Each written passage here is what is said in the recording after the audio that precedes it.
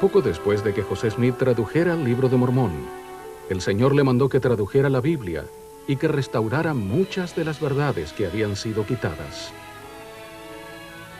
Sidney Rigdon actuó como escriba en gran parte de esa traducción al inglés, la cual es ahora conocida como la traducción de José Smith.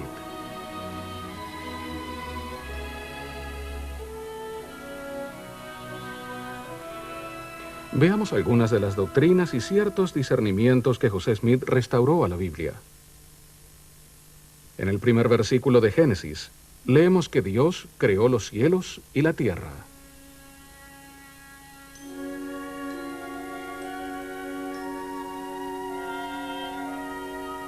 En la traducción de ese versículo al inglés, José Smith añade 3 verdades al proceso de la creación.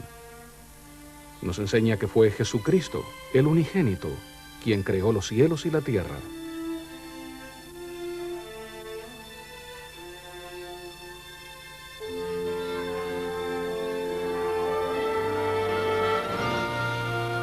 Nos enseña que Dios reveló la creación de la tierra a Moisés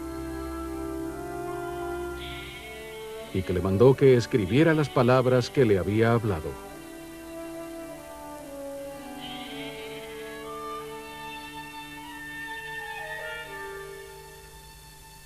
Hay pasajes de la Biblia de los que se quitaron extensas secciones de escrituras.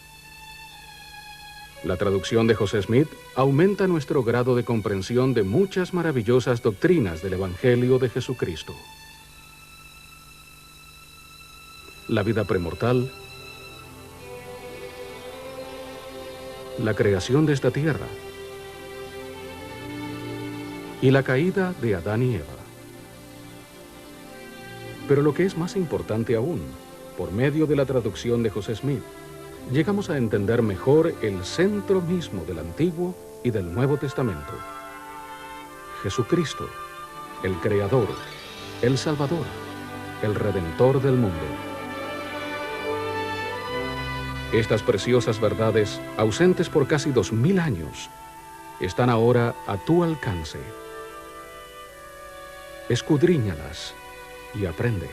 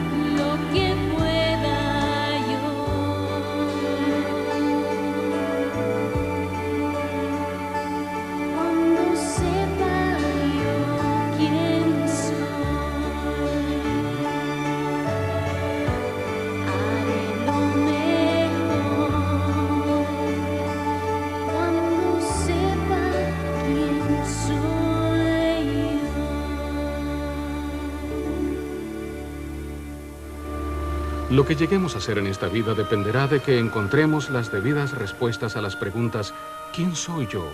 ¿Y cuál es mi propósito en la vida? ¿Por qué está esta vida llena de pruebas y penurias? El Señor responde a estas preguntas en el primer capítulo del libro de Moisés. Al hablarle a Moisés, el Señor empleó 2 frases. La primera de ellas nos dice mucho en cuanto a quién es Dios. Refiriéndose a sí mismo dijo, soy el Señor Dios omnipotente, y sin fin es mi nombre. ¿Qué es lo que aprendemos de esa frase tan sencilla? Él es el Señor. Él tiene todo el poder y es eterno. Entonces, una vez que sabemos quién y qué es Él, en otra breve frase, Él nos dice mucho en cuanto a nosotros mismos. A Moisés y a toda la humanidad, Él sencillamente dice, tú eres mi hijo. ¿Cómo puede el conocimiento de que somos hijos literales de Dios ayudarnos a saber quiénes somos y lo que podemos llegar a ser. Ante todo, el Señor desea que le estudiemos a Él. Cuanto más aprendamos sobre Él, tanto mejor entenderemos quiénes somos y cuál es nuestro propósito en esta vida. Comparémonos a esta pequeña semilla. Apenas pesa una sexentésima parte de una onza. Con simplemente mirar la semilla, ¿quién adivinará en lo que puede transformarse? ¿Puede llegar a ser una maleza, un arbusto o un árbol?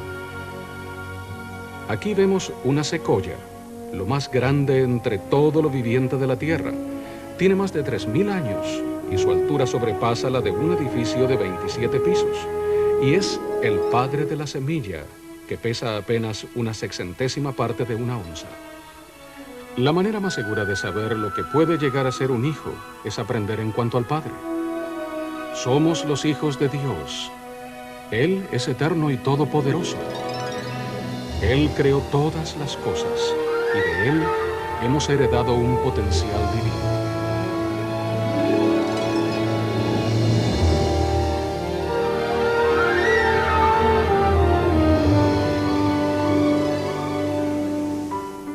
Como hijos de Dios, hemos sido creados a su misma imagen y a semejanza de su Hijo unigénito.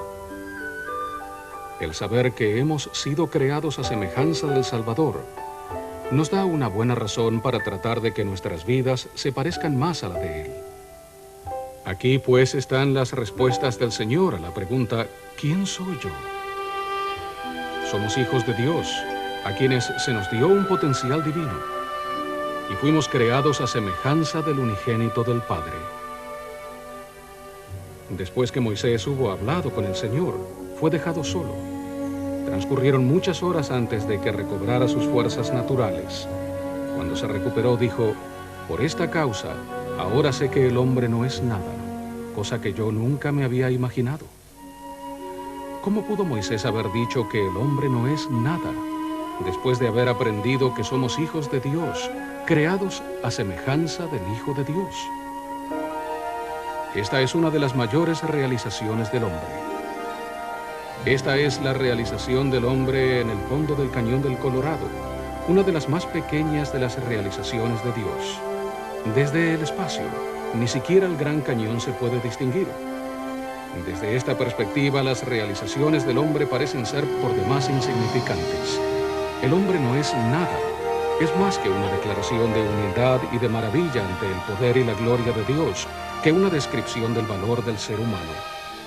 ¿Estaría bien que dijéramos que esta semilla no es nada? En comparación con el tamaño y majestuosidad del árbol, sí. ¿Estaría bien que dijéramos que la semilla no tiene ningún valor?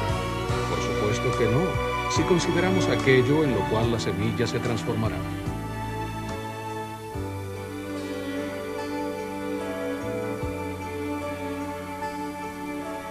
Somos hijos e hijas de Dios, creados a semejanza de su Hijo unigénito. Esta creencia tiene el poder sobre nuestras decisiones, encamina nuestra vida y nos ayuda a alcanzar nuestro potencial divino. Haré lo mejor cuando sepa quién soy yo.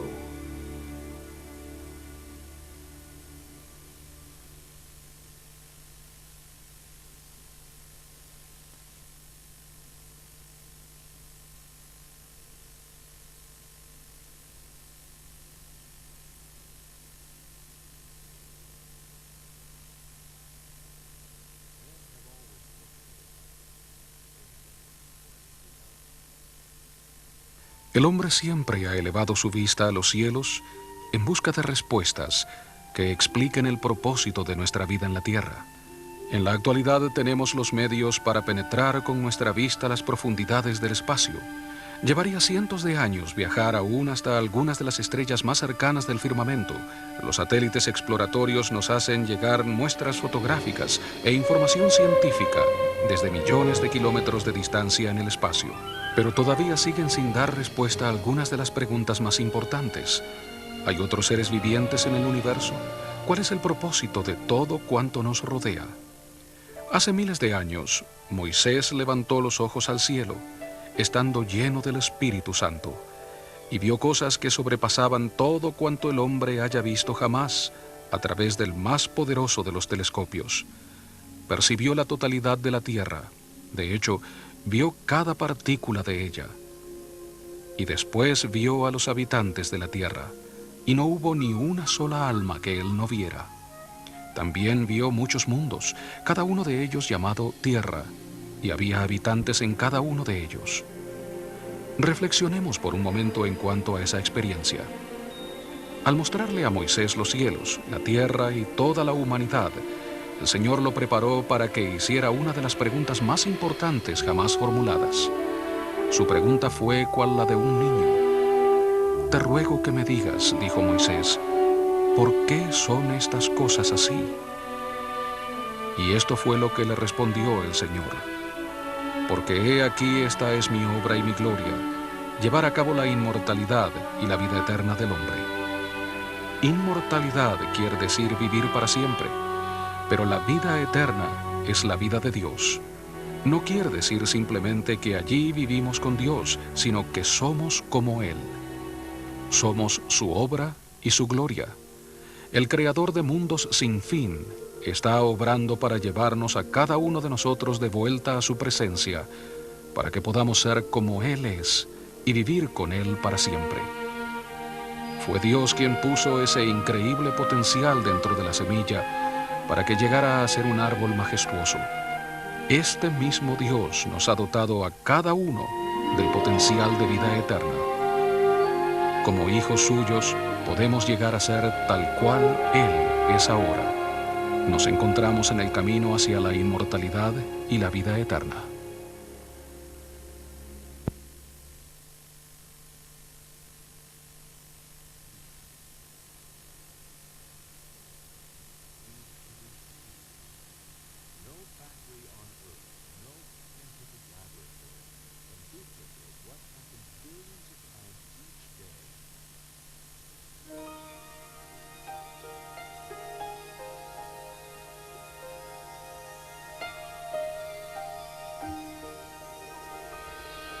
Esta pequeña semilla nos enseña una lección maravillosa.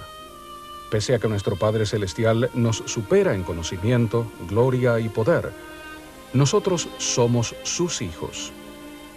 En nuestro interior tenemos el potencial de llegar a ser como Él es y de regresar a su presencia.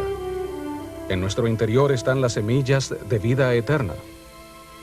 Dios ha declarado que su obra y su gloria es llevar a cabo la inmortalidad y la vida eterna del hombre.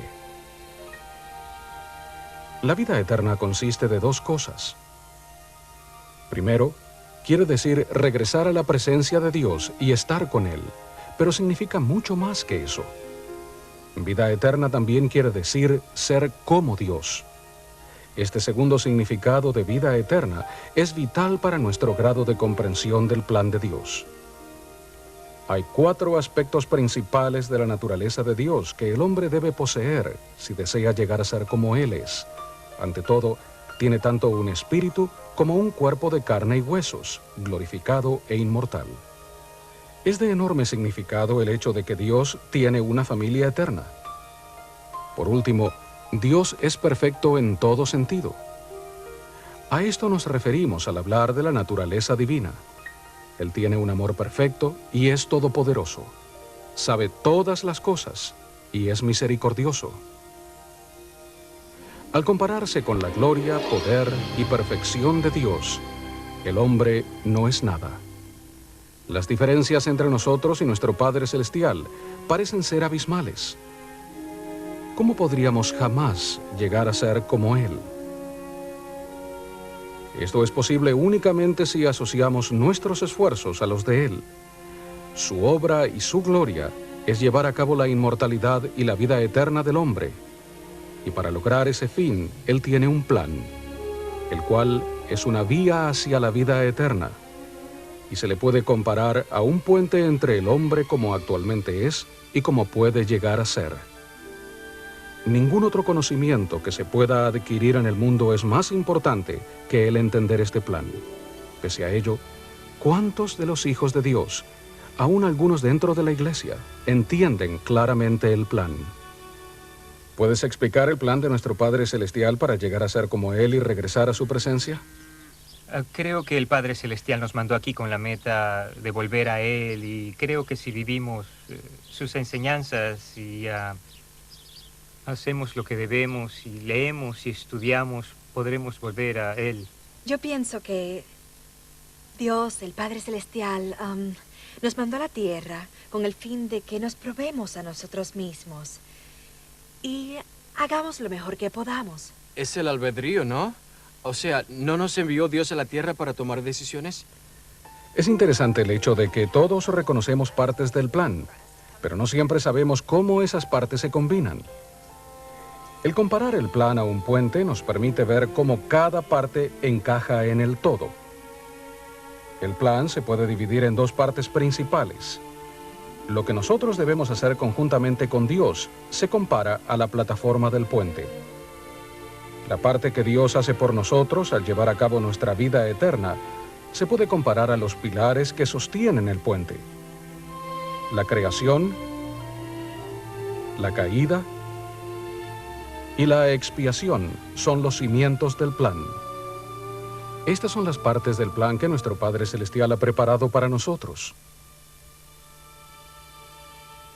Fe en Jesucristo, arrepentimiento, bautismo para la remisión de los pecados y recibir el don del Espíritu Santo son las cosas que Dios requiere de nosotros.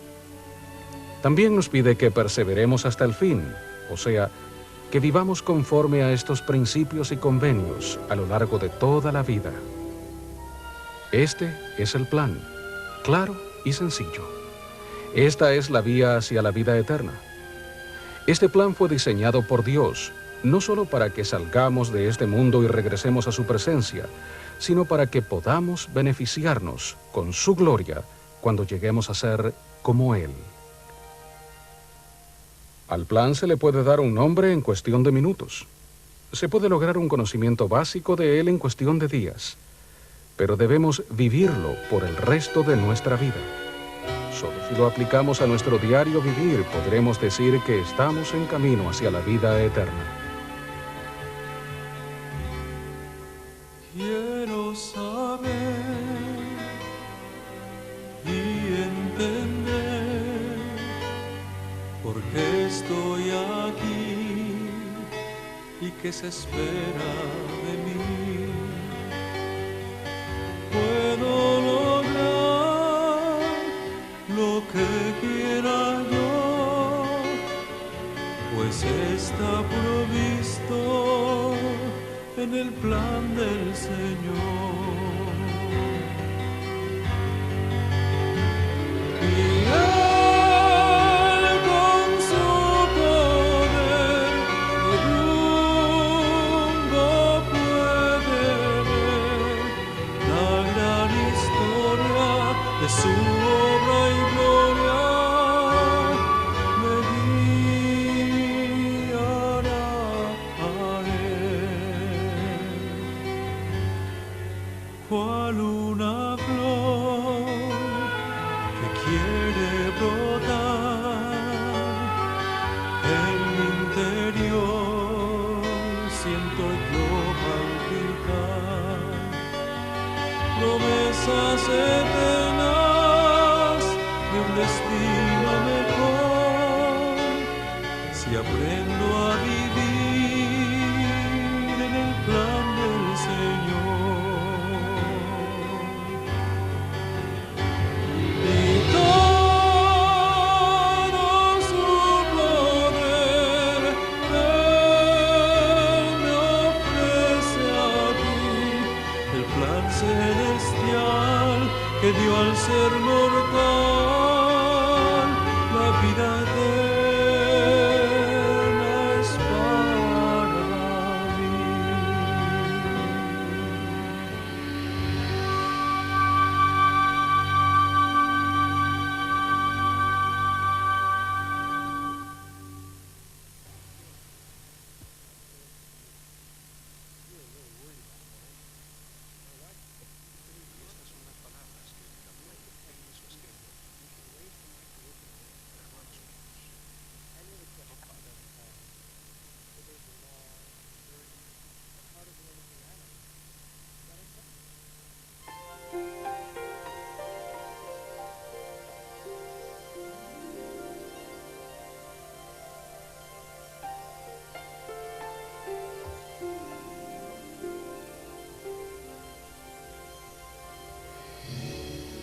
Cuando Dios vio todas las cosas que había creado, dijo que eran buenas, muy buenas. En cierto sentido, nuestro Padre Celestial es como un artista que ha creado una obra maestra. Su perfección y creatividad se hace evidente en todas partes. Se le encuentra en el orden, en la belleza y en la milagrosa naturaleza de cuanto hay sobre la tierra. Donde quiera que uno mire puede observar la obra de Dios. Dentro de esta hoja ocurre algo milagroso todos los días. Se emplea la luz para producir alimento. Ninguna fábrica ni laboratorio científico en la Tierra puede duplicar lo que sucede billones de veces cada día dentro de las plantas y sus hojas. No obstante, hasta donde tenemos conocimiento, este hecho milagroso no ocurre en ningún otro lugar dentro de nuestro sistema solar. Ni una hoja de césped crece en ningún otro lugar, a no ser en la Tierra. Este es el primer elemento importante que aprendemos de la creación. Dios es el creador, y todas estas cosas no se produjeron por coincidencia. La creación es parte de un plan eterno que nos lleva a ser tal como es nuestro Padre Celestial. Un componente esencial de este plan es el hecho de que la creación fue tanto espiritual como física. Como parte de nuestra creación espiritual, nuestro Padre Celestial creó un cuerpo de espíritu para cada uno de sus hijos. Todos nosotros, todo hombre, mujer y niño sobre la tierra, fuimos primero los hijos de Dios en los cielos. Dios es el Padre de nuestro espíritu. Por medio del nacimiento en este mundo, dimos otro paso importante en nuestro progreso. Recibimos un cuerpo físico. Dicho cuerpo fue creado conforme al diseño de Dios. De todas sus creaciones, solo el ser humano fue creado a su imagen. El cuerpo y el espíritu en unión forman un alma viviente. Únicamente al venir a la tierra como almas vivientes podríamos llegar a ser como Dios. Teníamos que ser libres de escoger por nosotros mismos lo que habríamos de ser. Teníamos que tener albedrío. Después del mismo don de la vida, nada es más esencial en el plan de salvación que el albedrío. El uso debido del albedrío marcó una gran diferencia en la vida premortal. Solo aquellos que decidieron aceptar el plan de nuestro Padre Celestial continuaron progresando, mientras que los demás fueron expulsados. En el jardín de Edén, el albedrío también fue importante. A Adán y a Eva se les dijo que no podrían permanecer en el jardín si comían del árbol del fruto del bien y del mal. Sin embargo, tenían su albedrío y podrían escoger por sí mismos. De modo que aquí estamos, en esta tierra que Dios creó. Tenemos un cuerpo y la libertad de actuar y vivir como nos plazca. ¿Qué lecciones debemos aprender de esta importante fase del plan de salvación? Primero, el cuerpo físico es absolutamente necesario para nuestro desarrollo. Por medio del cuerpo ganamos una experiencia que no se puede adquirir de ninguna otra forma. Aprendemos, trabajamos y progresamos. Todos los seres humanos tienen un cuerpo, pero no todos están progresando hacia la vida eterna. Por ejemplo, con unas pocas excepciones, todos tienen el poder de traer hijos a esta vida. Esa es una responsabilidad sagrada. El usar o experimentar con ese poder al margen de las leyes de Dios puede acarrear algunas de las consecuencias más serias. En segundo lugar, el espíritu es la conexión más importante con nuestro Padre Celestial mientras nos encontramos lejos de su presencia. En nuestro espíritu sentimos la necesidad de entender nuestra relación con Dios y anhelamos que esa relación sea siempre firme. Es al espíritu a quien nuestro Padre Celestial habla e inspira. El negar o no hacer caso a esa inspiración nos aleja de Dios en vez de acercarnos a Él. Por último, esto muestra la gran importancia del albedrío. Cuando Dios le habla a la tierra, los elementos obedecen. El viento y las aguas y toda la creación oyen la voz de Dios y obedecen. Pero cuando Dios le habla al hombre, éste puede decidir. De todas las creaciones de Dios en la tierra, solo el hombre tiene la libertad de decidir si obedecerá o no las leyes o los mandamientos de nuestro Padre Celestial. Ningún ser humano puede llegar a ser como Dios, a menos que actúe rectamente. El éxito que obtengamos en la observancia del plan depende de las decisiones que tomemos individualmente. Todas las cosas de la creación dan testimonio de Dios. A diario tenemos 1000 recordatorios de que Él vive, de que nos ama y de que somos sus hijos. Está en nosotros aceptar este testimonio y reconocerle a través de la obra de sus manos. Hemos aprendido cómo la creación es parte del plan de nuestro Padre Celestial. Y ahora podemos empezar a medir cómo la creación nos ayudó a progresar hacia la vida eterna. Primeramente, en nuestro espíritu existe el potencial de lograr la vida eterna, el cual hemos heredado de nuestros padres celestiales. Nuestro cuerpo físico fue creado a la imagen y semejanza de Dios. El espíritu y el cuerpo conjuntamente forman el alma viviente. Tenemos el albedrío, que es el poder y la libertad de tomar decisiones. El primer gran pilar del plan ya está en su lugar, pero la creación por sí sola no puede llevarnos hasta la vida eterna. Hasta ahora hemos echado una mirada a un solo aspecto del plan de Dios, pero ese aspecto es bueno, muy bueno. Y al saber que nuestro Padre Celestial es el autor del plan, sabemos que el resto será igualmente bueno. El aprender sobre el plan y vivir conforme a él es el camino que nos lleva a la vida eterna. El Señor nos lo promete.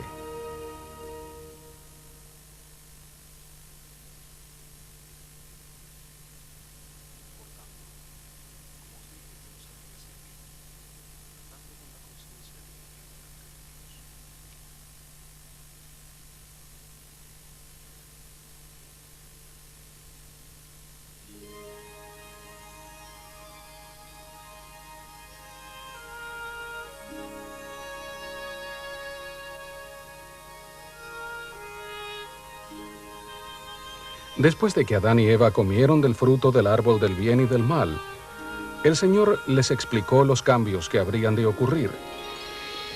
Se les dijo que traerían hijos al mundo, pero que también padecerían dolor. Dejaron el jardín y entraron en un mundo de trabajo y penurias, de pruebas y de muerte.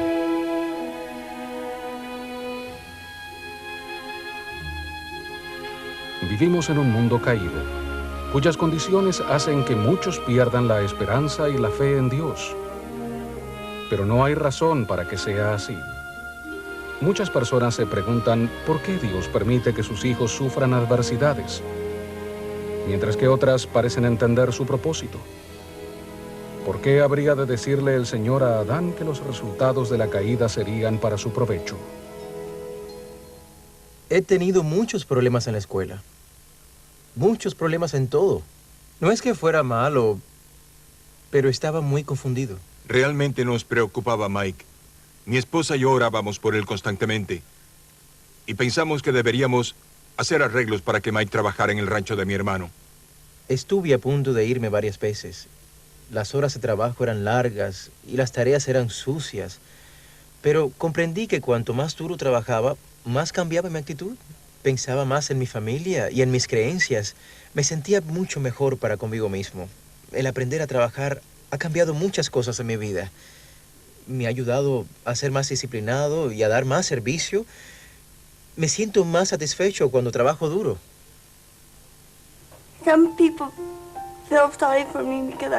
Hay personas que sienten pena por mí porque sufro de parálisis cerebral.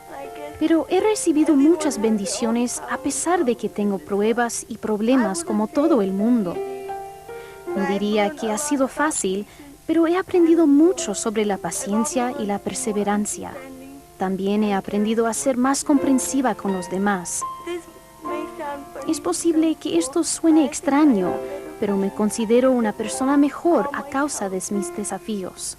Por mucho tiempo estuve constantemente preguntándole a Dios, ¿por qué a mí? Sé que todos tenemos problemas en la vida, pero era como si a mí me tocaran todos. Mi situación familiar estaba lejos de ser ideal. Me sentía sola y por mucho tiempo permití que esa actitud me alejara de mi Padre Celestial. Me enojaba y me frustraba mucho cuando las cosas no me iban bien en la vida. Hasta que un día en que seguía quejándome, una amiga me contó sus problemas. Me sentía avergonzada. porque comprendí que estaba tan envuelta en mí misma que me había olvidado de que todos tenemos pruebas en la vida. Esa noche empecé a pedirle a nuestro Padre Celestial que me ayudara a cambiar mi actitud, y casi de inmediato empecé a sentir la diferencia. Y con su ayuda me sentí más dispuesta a ayudar a los demás y a dar de mí misma. He aprendido a estar agradecida por lo bueno y lo malo de la vida. Estoy aprendiendo cosas importantes. A sentirme agradecida por la vida que tengo. Dios les dijo a Adán y a Eva que maldeciría la tierra para bien de ellos, que habrían de ganarse el pan con el sudor de su frente, que tendrían hijos, pero no sin experimentar sufrimiento. Sí, en cierta manera fue una caída que trajo como resultado la muerte, el dolor y las pruebas para ellos y sus hijos, pero fue una caída que les permitió seguir progresando. En su sabiduría y su amor por nosotros, Dios sabía que solo en un mundo donde existieran esas condiciones podríamos avanzar hacia nuestro destino.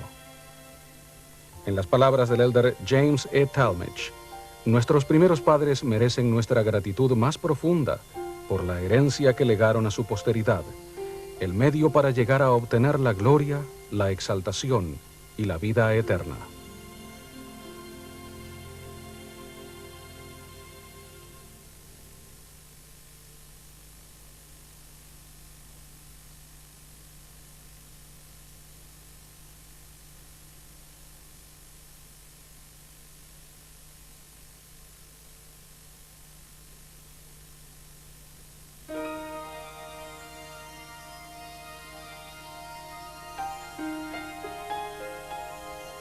Aun cuando la creación y la caída fueron elementos esenciales en el plan de Dios para sus hijos, se necesitaba algo más.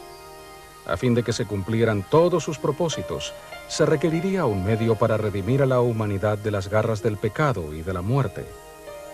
Ese medio fue la expiación del Hijo unigénito de Dios.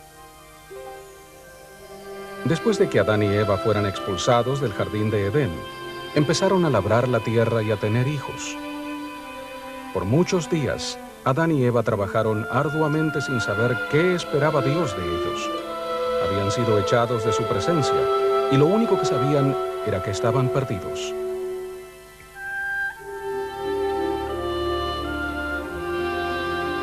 Y recibieron mandamientos de que ofreciesen las primicias de sus rebaños como ofrenda al Señor.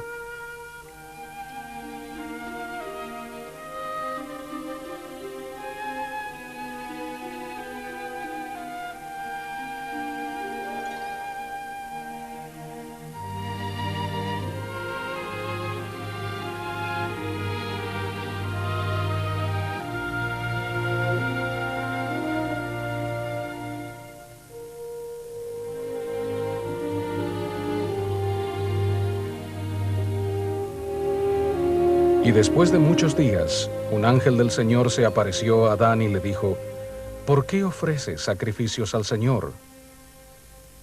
Y Adán contestó, no sé, sino que el Señor me lo mandó. Entonces el ángel le habló diciendo, esto es una semejanza del sacrificio del unigénito del Padre, el cual es lleno de gracia y verdad, para que así como has caído puedas ser redimido, y también todo el género humano, sí, cuantos quieran. Adán y Eva deben haber tenido dos preguntas llenas de temor antes de que el ángel les visitara. Sabiendo que iban a morir, ¿volverían a vivir? Y puesto que habían sido expulsados de la presencia de Dios, ¿se les permitiría regresar algún día? En cierto momento de la vida, todos nos haremos la misma pregunta. Veremos a uno de nuestros seres queridos descender al sepulcro y nos preguntaremos si acaso le volveremos a ver. O al ver a alguien, y quizás a nosotros mismos, que se haya apartado del camino de Dios, tal vez nos preguntemos si tendrá la oportunidad de retornar a Él. Dios estableció un plan que da respuesta a las dos preguntas de manera afirmativa. Podemos vencer la muerte y podemos regresar a Él. Y lo que es más importante aún, podemos retornar y ser como Él es. Todo esto fue hecho posible por medio del sacrificio del Hijo unigénito de Dios. Este es el significado de la expiación.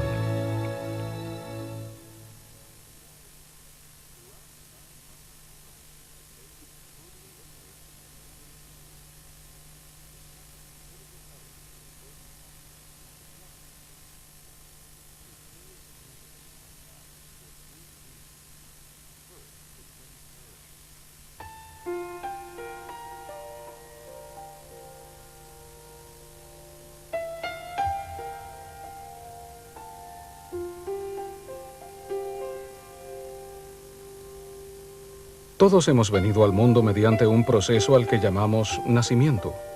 Dejamos la existencia premortal y la presencia de Dios y vinimos a esta vida mortal. Es un milagro que se repite a diario decenas de miles de veces en todo el mundo. Venimos al mundo limpios, puros e inocentes. Pero este mundo al que venimos no es limpio, inocente ni puro. Ninguna persona que llega a la edad de responsabilidad permanece limpia en este mundo de pecado, ya que todos pecamos. Esto tiene consecuencias trágicas, ya que nada impuro puede volver a la presencia de Dios. ¿Qué debe hacer una persona para volverse pura? ¿Qué poder existe que pueda transformar a alguien de esto a esto? La respuesta es sencilla, pero tiene consecuencias profundas para todos nosotros. Al igual que el proceso del nacimiento, puede llevarnos a una nueva vida, un modo de existir completamente nuevo. Es como si volviéramos a nacer. ¿Cómo es que se produce ese cambio tan enorme? Yo era el presidente de los hombres jóvenes del barrio. Creo que esa fue la razón por la que uno de los presbíteros me presentó a uno de sus amigos no miembros. Era uno de los jóvenes más interesantes que jamás haya conocido. Su meta en la vida era hacer lo que se le ocurriera, ya fuera bueno o malo. Era un buen estudiante y un excelente deportista, pero su vida entera estaba dedicada al logro de placeres. El come, bebe y regocíjate era un estilo de vida para él. Pero un día conoció a una joven miembro de la iglesia. Trabajaban juntos en una publicación del colegio. Espiritualmente, ella era todo lo opuesto a él. Era diferente a toda otra joven que él jamás había conocido. Ninguno de sus ingeniosos intentos tuvo efecto en ella. Aceptó sus invitaciones de ir a los lugares que él frecuentaba. Un día empezó a contar un cuento subido de tono. Los demás que estaban con él pensaron que era comiquísimo. Pero Melissa se puso de pie y con mucho tacto le hizo saber que le había resultado ofensivo.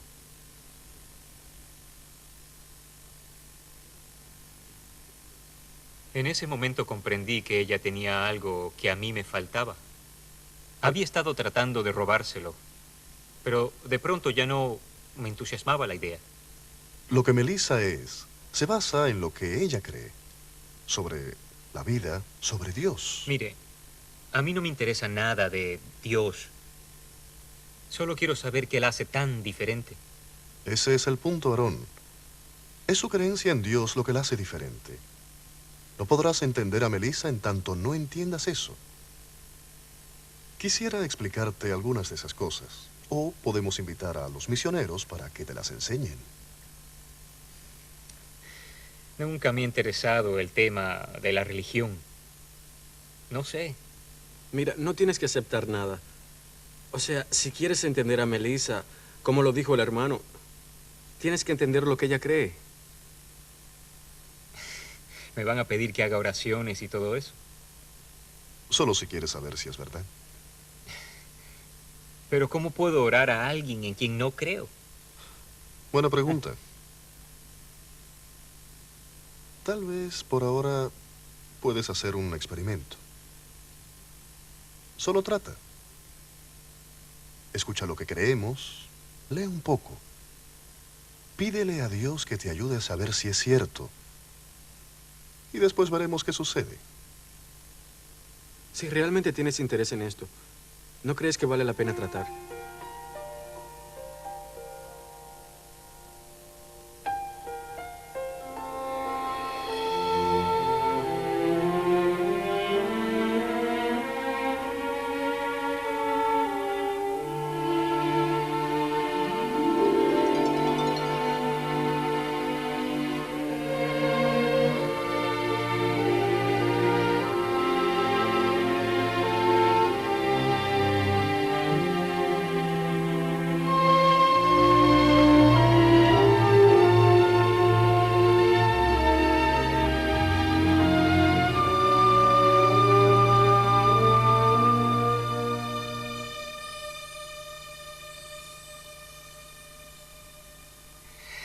Miren, eso ya es demasiado.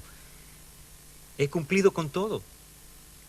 He escuchado, he leído el libro de Mormón, he orado. Lo que pide ahora es demasiado. No puedo salir con mis amigos. Tengo que ir a la iglesia, pagar el 10% de lo que gano. No le pedimos que lo haga por nosotros. El Señor le pide que lo haga por usted. Aarón, usted empezó todo esto porque vio algo en Melissa Clark que lo conmovió. Y dijo que lo deseaba para su vida. Es cierto, pero no quiero cambiar completamente. El cambio tiene que ser total. No puede llevar la vida de antes y tratar de empezar una nueva. El Señor lo ayudará y lo bendecirá. No lo creo. Esto es demasiado. ¿Puedo preguntarle algo? Recapacite un poco en su vida antes de venir a la casa del hermano Lloyd. Piense por un momento. ¿Cómo se siente usted en lo más profundo en cuanto a lo que era entonces? No lo sé. Avergonzado. ¿Por qué? Porque creo que Dios no aprobaba lo que yo hacía. Eso indica que hay un cambio en el corazón. De otro modo, no sentiría esas cosas.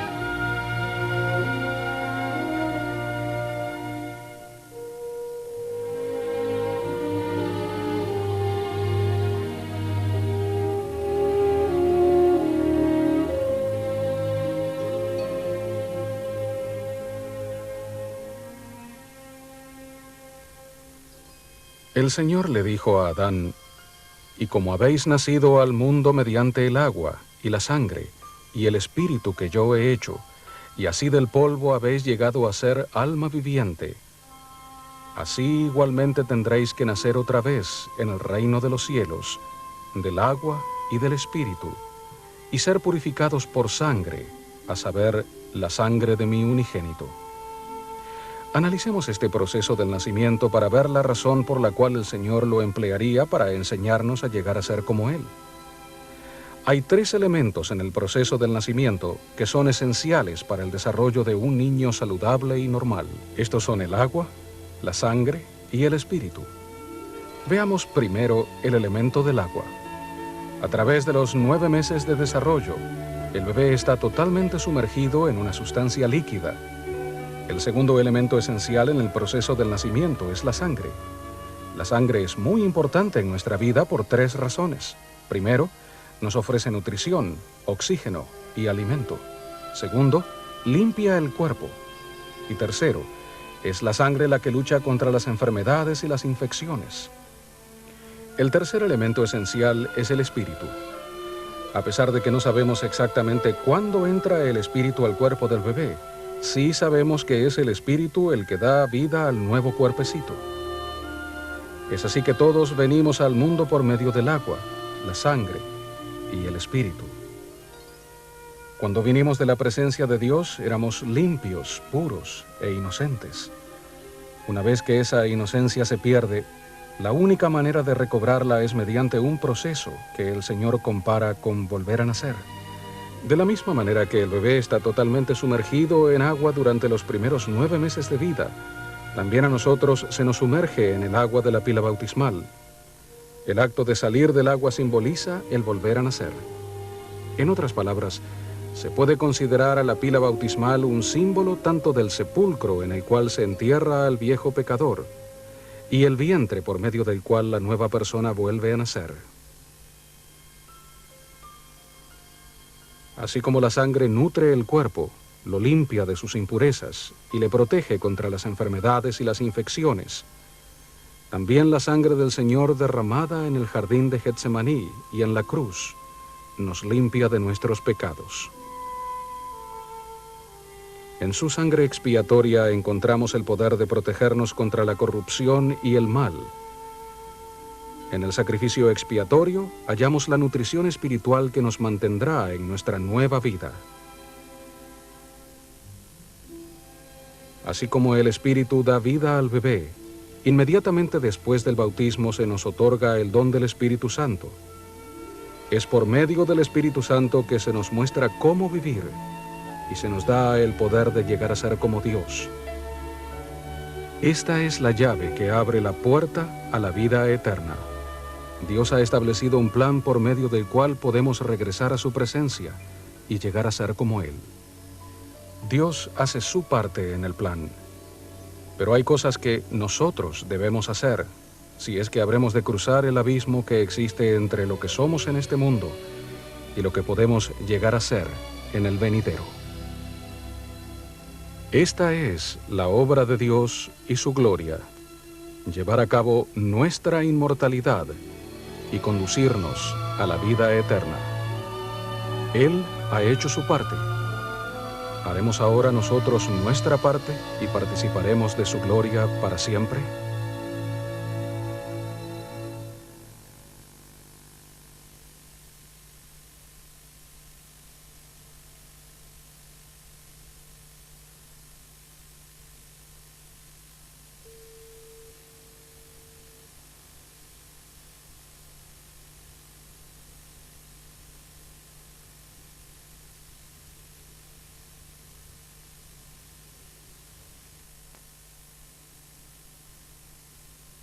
Nuestra meta es la vida eterna, regresar a la presencia de nuestro Padre Celestial y llegar a ser como Él.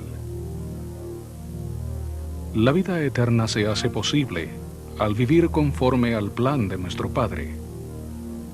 Pero Él sabía que alcanzar la vida eterna no resultaría fácil ni automático. Sabía que nos enfrentaríamos a la oposición de Satanás y a la realidad del pecado. También habríamos de enfrentarnos a todos los problemas de esta vida mortal, pruebas, adversidad, desilusión, dolor y penas. A fin de que podamos superar todos estos obstáculos, el plan de nuestro Padre ofrece los principios y las ordenanzas de sus convenios. Veamos cómo funcionan los convenios. En vez de dejarnos librados a nuestra propia suerte ante los problemas de la vida mortal y a la influencia de Satanás, la relación que tenemos con nuestro Padre Celestial por medio de un convenio nos promete ayuda divina para que alcancemos nuestras metas eternas. Cuando nos fijamos un cometido sincero de cumplir con nuestra parte del convenio de Dios, nos comprometemos a observar los mismos principios y ordenanzas que nos llevan a parecernos más a nuestro Padre. El cometido que nos establecemos es una fuente de fortaleza en momentos de tentación o desánimo. A cambio de ello, nuestro Padre Celestial bendice nuestros esfuerzos para obtener la vida eterna. Su poder llega a nosotros por medio de la expiación. Una de las bendiciones es el poder de cambiar. El arrepentimiento se hace posible. Otra bendición es poder vencer a Satanás y quedar limpios de todo pecado. Otra bendición es el logro de la fortaleza para enfrentarnos y perseverar ante las pruebas y la adversidad que nos hacen parecernos más a nuestro Padre Celestial. En resumen, este es el cometido que nos da el poder de vivir de acuerdo con el plan de Dios. Es así que el fijar y observar convenios es la manera como nuestro Padre Celestial asegura nuestro éxito en su maravilloso plan de ayudarnos a alcanzar la inmortalidad y la vida eterna.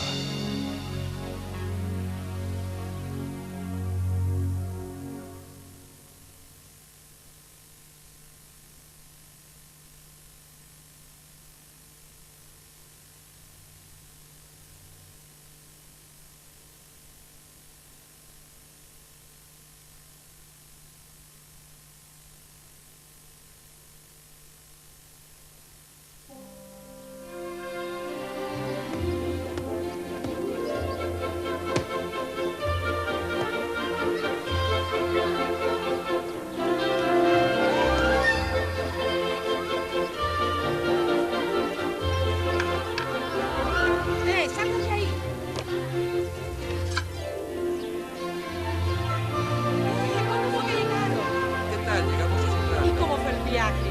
Bueno, no estuvo mal.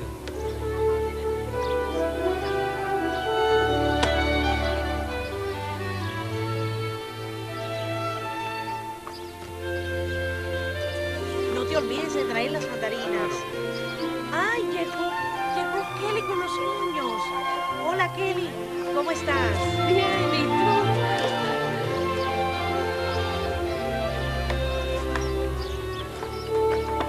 Muy bien, te ves bien. Me complace verte. ¡A comer!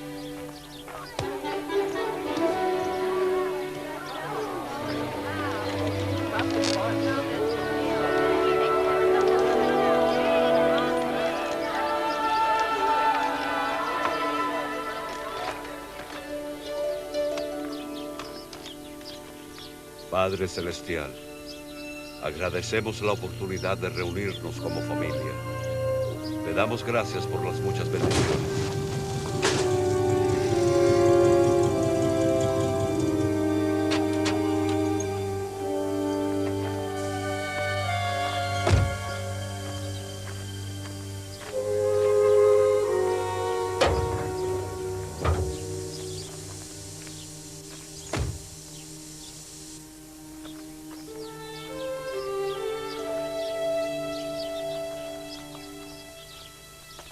Amén.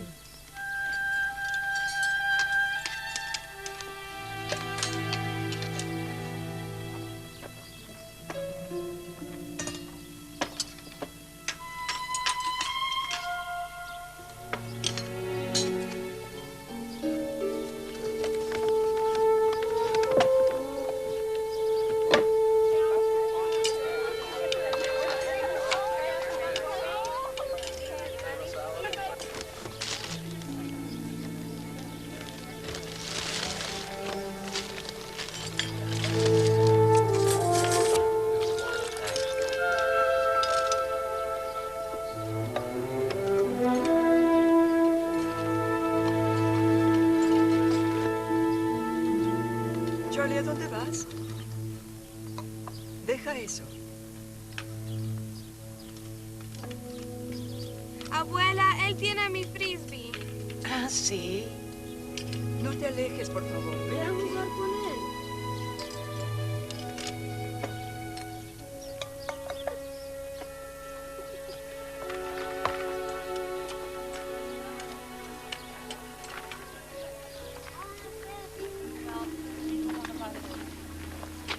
¿Es tuyo el frisbee?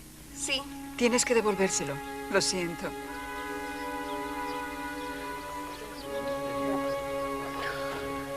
Yo te lo presto. Eso estuvo muy bien, querida. ¿Qué le sucedió al auto? ¿Será el motor recalentado? Creo que eso fue lo que pasó. ¿Qué le parece si vienen a comer con nosotros?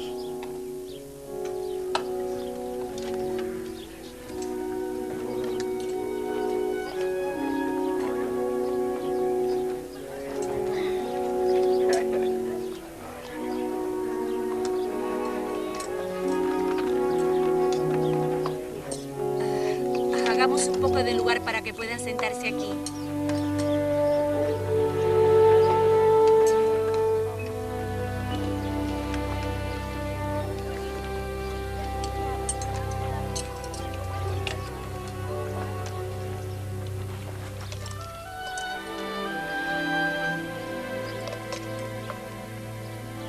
¿Puedo servirme uno? Voy a ofrecerles un poco. No, mujer, no va a alcanzar. Sí, no va a sí, hay alcanzar. suficiente. Tenemos bastante ensalada. ¿Por qué no le llevas un poco a ellos para que se sirvan? Vamos, anda, llévales.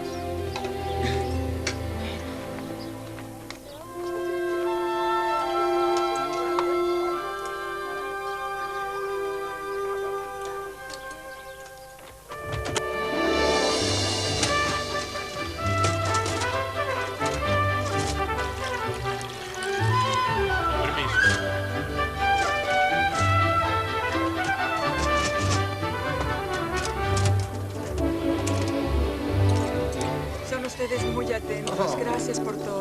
No, no es nada. Nos alegra Lo hacemos poder con mucho ayudarles. gusto.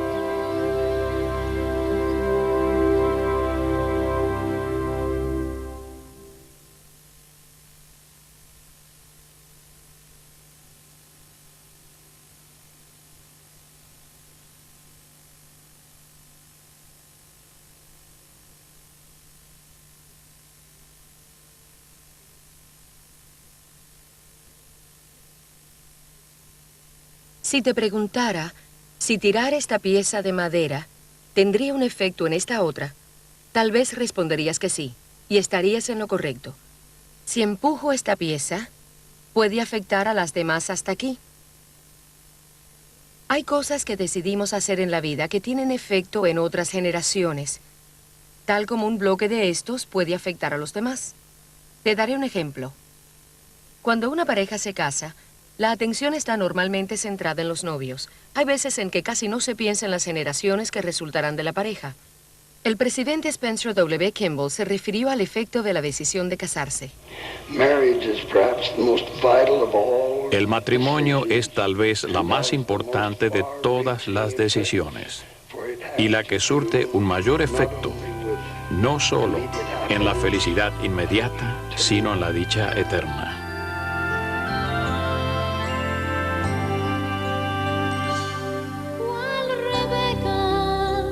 Al Señor yo seguiré, y al casarme en el convenio a todo renunciaré. Y yo a todos mis hijos enseñaré el plan, y así por generaciones en virtud y rectitud la senda de Dios seguirá.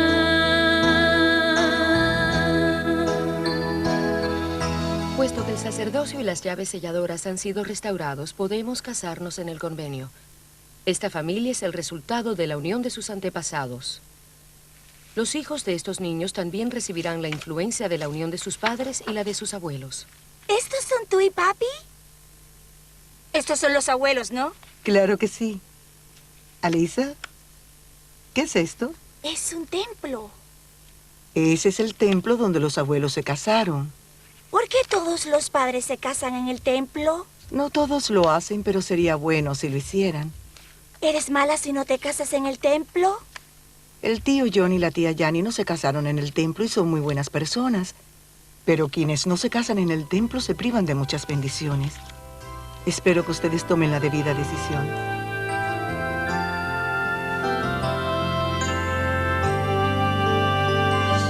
Cual Isaac me prepararé, y al casarme en el convenio bendiciones yo tendré. Y yo a todos mis hijos enseñaré el plan, y así por generaciones en virtud y rectitud la senda de Dios seguirá.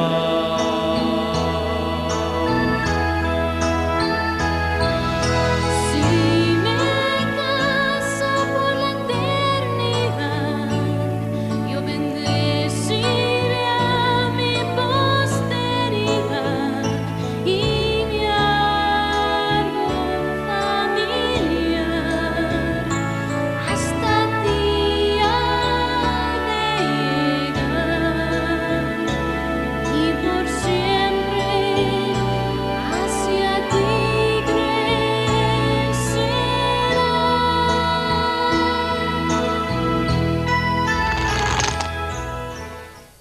Nos es fácil ver el efecto de estas piezas entre sí, pero a veces los enormes efectos del matrimonio no son tan obvios. Mas nuestra decisión de casarnos en el convenio tiene un efecto eterno en nosotros y nuestra posteridad. para siempre hacia ti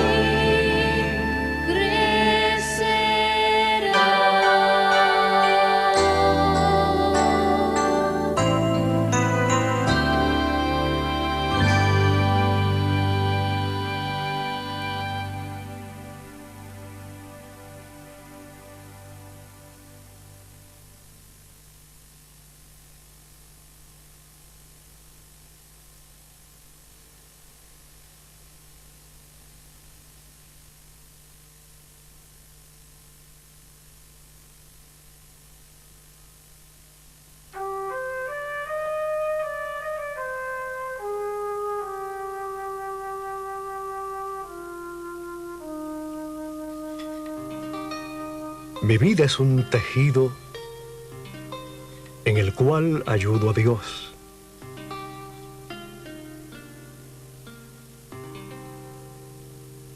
Él elige los colores y trabaja con fervor.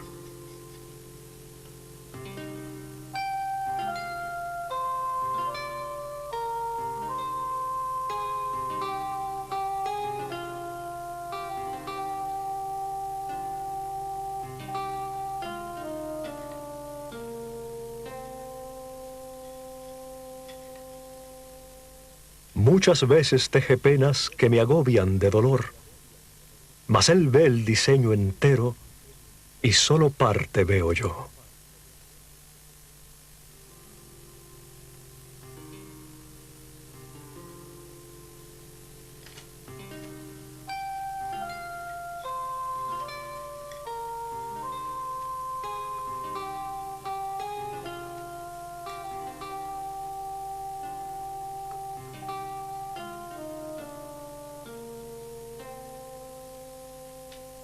Los hilos oscuros son valiosos en las manos del tejedor, como aquellos de oro y plata en el diseño del Señor.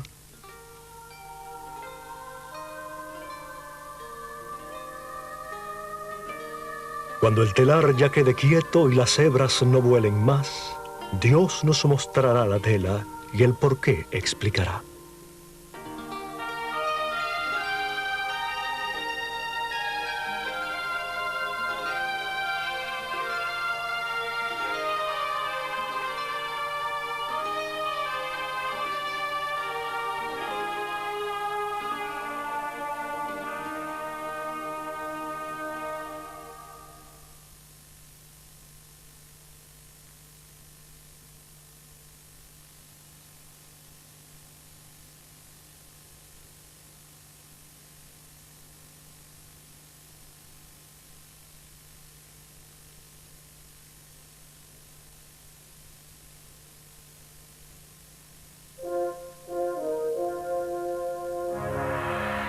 El antiguo Egipto, tierra de faraones.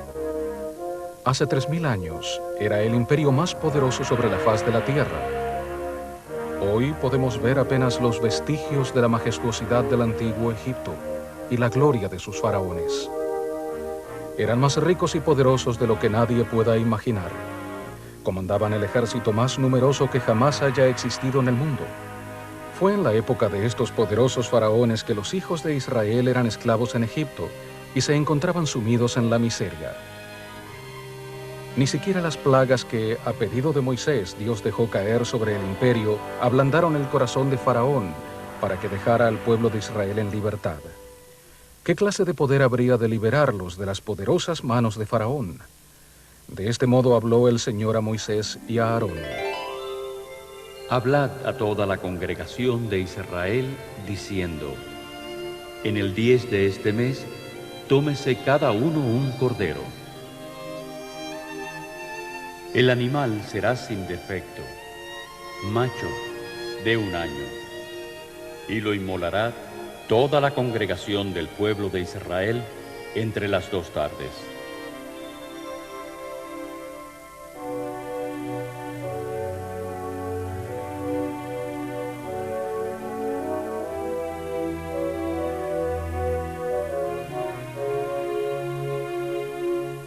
Y tomarán de la sangre y la pondrán en los 2 postes y en el dintel de las casas en que han de comer al cordero.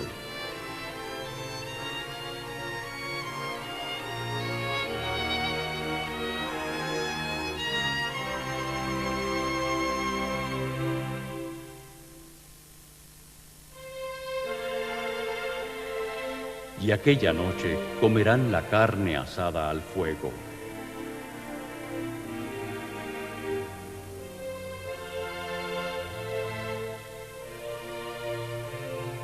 Y panes sin levadura, con hierbas amargas lo comerán. Ninguna cosa comeréis de él cruda, ni cocida en agua, sino asada al fuego, su cabeza con sus pies.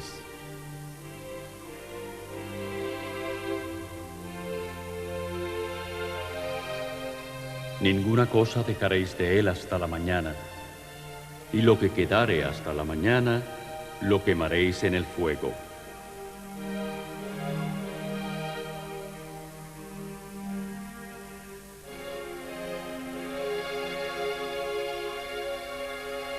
Y lo comeréis así, ceñidos vuestros lomos, vuestro calzado en vuestros pies y vuestro bordón en vuestra mano.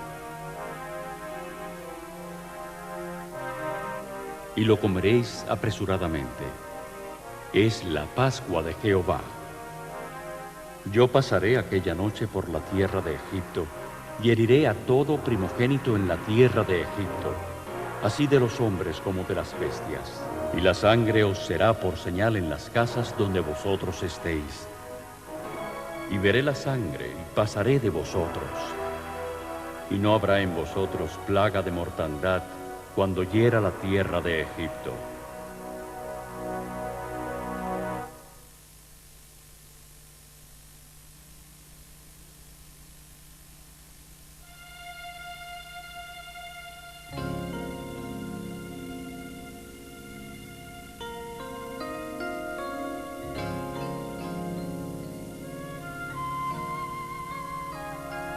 Al servir una misión, estoy dando mi vida al Señor.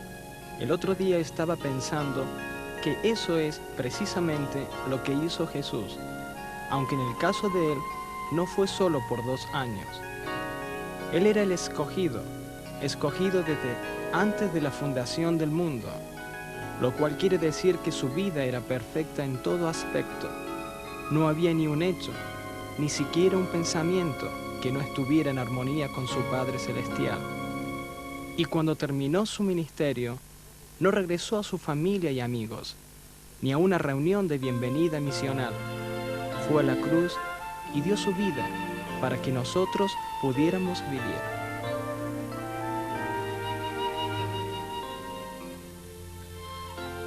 ¿Entienden lo que quiero decir?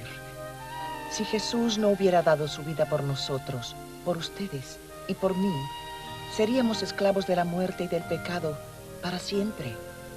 Su dolor fue tan terrible que sudó sangre por cada poro de su cuerpo, pero fue esa sangre la que venció a Satanás y a todas las huestes del infierno. Es esa sangre la que nos libra de la muerte y nos hace libres.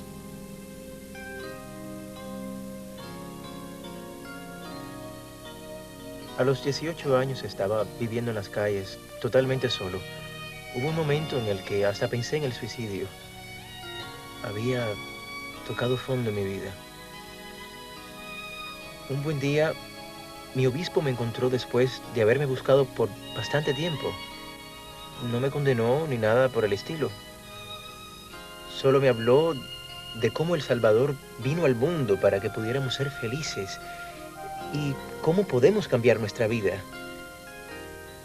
Después me dijo que si yo quería cambiar, debía alejarme de la vida que llevaba en ese momento, que debía abandonarla y acercarme a Cristo, porque Él era el único que podía librarme del mal.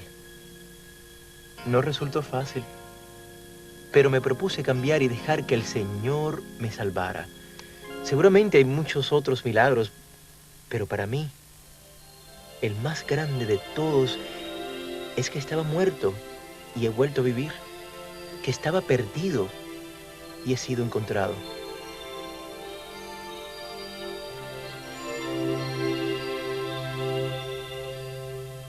Porque de tal manera amó Dios al mundo, que ha dado a su Hijo unigénito, para que todo aquel que en Él cree no se pierda, mas tenga vida eterna.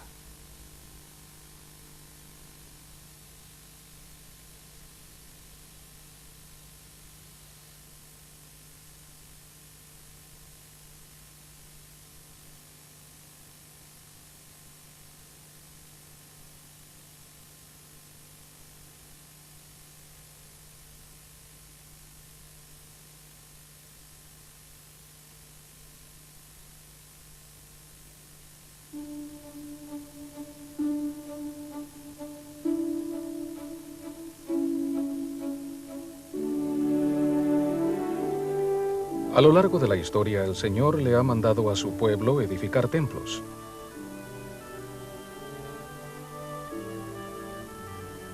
Un templo es un lugar donde se llevan a cabo ceremonias y ordenanzas sagradas. Es un lugar donde el Señor se ha revelado a sí mismo y donde se dan instrucciones para ayudar a los hijos e hijas de Dios a alcanzar la vida eterna. Es, literalmente, la casa del Señor. En la época de Jesús, el templo de Herodes en Jerusalén era el centro de la vida religiosa y de instrucción para los judíos. 1000 años antes del Salvador, el templo de Salomón era la estructura más preciada de la más grandiosa de las eras de Israel. Pero hasta el mismo templo de Salomón fue hecho siguiendo el modelo de otro. Si nos remontamos a los tiempos de Moisés, veremos un tipo de templo portátil usado por los hijos de Israel en el desierto. El tabernáculo. Al igual que los templos que lo siguieron, el tabernáculo era el lugar donde los hijos de Israel aprendían sobre la vida eterna. Hagamos una gira por el tabernáculo y veamos qué es lo que podemos aprender. Este portal, en el muro del este, es la única entrada que nos lleva al atrio de afuera. Dentro de ese atrio, y frente a la tienda del tabernáculo, se encuentra el altar del holocausto y la fuente. Este es el altar donde se quemaban las ofrendas hechas al Señor. La persona que traía un animal para ser sacrificado lo dedicaba primero al Señor antes de matarlo y ponerlo sobre el altar. Las ofrendas de pecado y de paz requerían que solo la gordura del animal fuera quemada, mientras que la carne la comía después el sacerdote. Para las otras ofrendas, no obstante, el animal en su totalidad era puesto sobre el altar para que lo consumiera el fuego. Aquí, entre el altar del holocausto y la tienda del tabernáculo, está la fuente, la cual está hecha de bronce y contiene agua. A los sacerdotes que oficiaban en los sacrificios se les requería lavarse con el agua de esta fuente antes de entrar en la tienda del tabernáculo. Ahora entraremos en el tabernáculo. La tienda está dividida en 2 ambientes. En el primero de ellos, llamado el lugar santo, estaba el candelero, el altar del incienso y la mesa de la proposición. Detrás del altar del incienso se encuentra el velo que separa el lugar santo del segundo ambiente, llamado el lugar santísimo. Más adelante hablaremos de este segundo ambiente. El Señor describió a Moisés el diseño de este candelero. Cada uno de los 7 brazos sostiene una copa en forma de flor de almendro, y en cada copa hay aceite de oliva y una mecha. El candelero iluminaba el lugar santo y se le mantenía constantemente encendido. Aquí, frente a la entrada del lugar santísimo, se encuentra el altar del incienso. Era aquí donde el sumo sacerdote venía a quemar incienso todas las mañanas y todas las noches. Esta es la mesa de la proposición. A lo largo de la semana se conservaban sobre esta mesa 12 hogazas de pan sin levadura, las cuales se cambiaban todos los días de reposo, y los sacerdotes comían las hogazas que se retiraban. La tradición judía indica que junto al pan, sobre la mesa, había también copas con vino. Esta cortina de lino separa el lugar santo del lugar santísimo. La cortina era púrpura, azul y carmesí, y tenía bordadas unas figuras llamadas querubines o ángeles de Dios.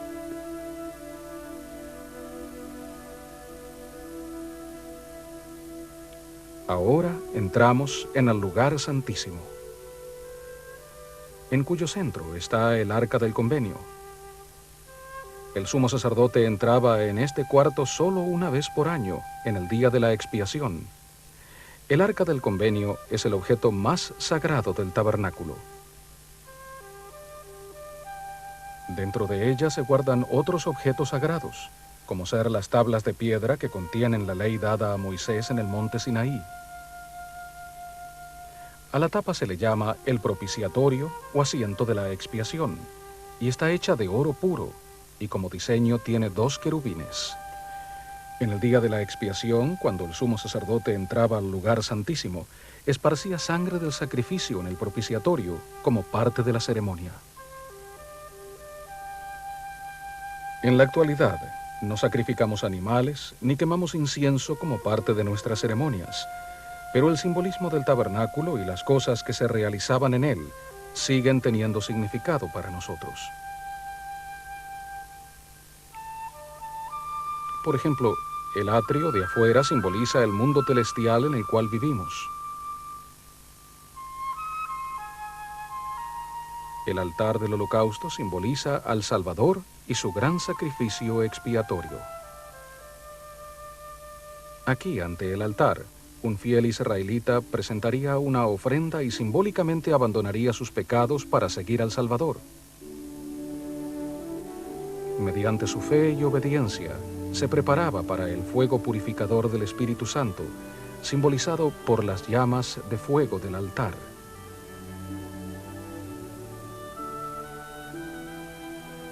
La fuente representa la necesidad de lavar y limpiar el alma de todo lo pecaminoso y mundanal. En el templo de Salomón, la fuente descansaba sobre el lomo de 12 bueyes. Aun cuando nunca se usaba para bautismos, la fuente nos recuerda las pilas bautismales usadas en los templos de la actualidad. El lugar santo es simbólico del mundo terrestre y le enseñaba a Israel cómo estar en el mundo sin ser del mundo. El candelero simboliza al Espíritu Santo y representa la necesidad que tenemos en esta vida de seguir la luz del Espíritu. El pan y el vino que había sobre la mesa nos recuerda del pan y el agua de la Santa Cena. Simboliza el sacrificio del Salvador por nosotros, así como la necesidad de ser nutridos espiritualmente por Él. El incienso es un símbolo de la oración. Así como el humo del altar del incienso se elevaba ante el velo todas las mañanas y todas las noches, también se esperaba que Israel elevara sus oraciones a Dios regularmente. La posición del altar ante el lugar santísimo también demuestra la importancia de la oración como preparación para entrar en la presencia de Dios. El lugar santísimo simboliza nuestra meta suprema de vivir en la presencia misma de Dios en el mundo celestial. El arca del convenio contiene las tablas de la ley, recordándole a Israel que su regreso a la presencia de Dios estaba supeditado a la obediencia a sus leyes. El tabernáculo y su mobiliario mostraban a Israel el camino que nos lleva de regreso a nuestro Padre Celestial. Aun cuando el tabernáculo nos pueda parecer un tanto extraño en la actualidad, las cosas que aprendemos de él son de gran valor. El atrio de afuera representa ir al Salvador desde el mundo. El lugar santo representa seguir la guía del Espíritu en este mundo caído. El lugar santísimo y el arca del convenio nos recuerdan que mediante la obediencia a los convenios del Señor podemos regresar a la presencia misma de nuestro Padre Celestial.